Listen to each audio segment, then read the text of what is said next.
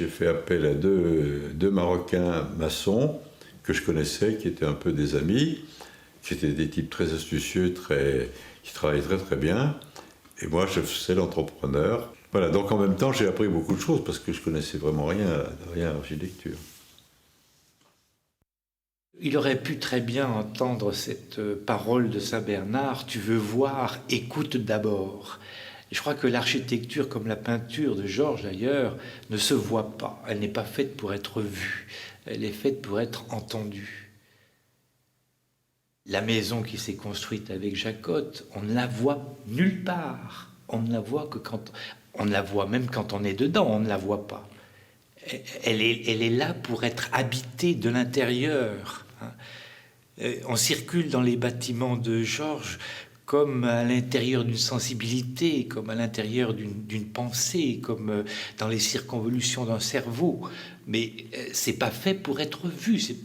Ça ne se veut pas beau, ça ne se veut pas beau clinquant. On ne le voit pas de la rue. Ça ne domine rien du tout.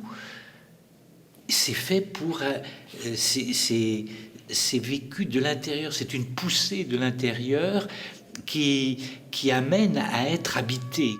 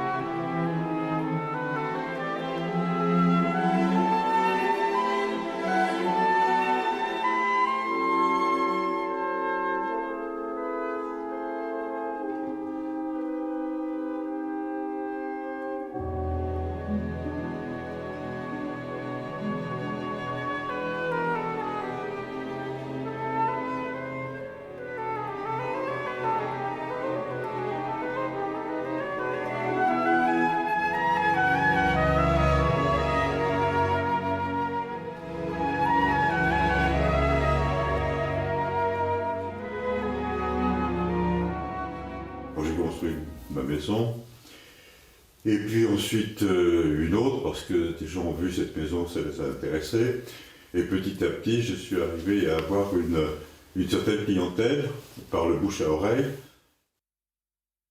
Le nord est là, donc ça donne pas évidemment l'orientation, ça c'est toujours très, très important.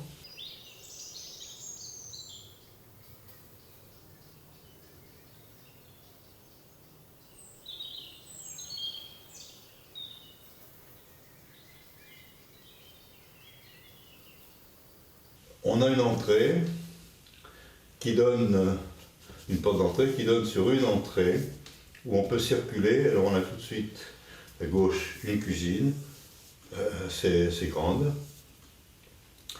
un placard à l'entrée qui délimite deux passages, un qui va ici, qui va donner accès à une partie, cette partie-là, qui est une partie de chambre. Il y a 3 chambres. Chambre des enfants, qui sont assez grandes. L'autre partie amène donc d'une part la cuisine et d'autre part un séjour.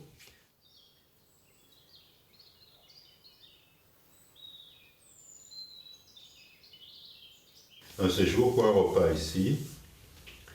Et au milieu, il y a une salle d'eau avec un WC. Il y a le WC ici qui est caché, enfin caché par rapport au séjour.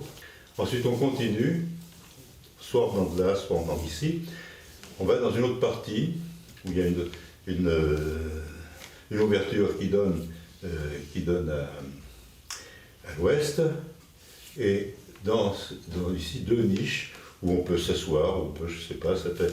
Et là, on a une cheminée, un petit espace avec une cheminée et un recoin avec une banquette avec une grande ouverture de 130 par 200. La lège est à 30 cm et on est ici pour lire, pour regarder le feu, et ça fait une petite pièce qui amène à une autre chambre, qui est la chambre principale.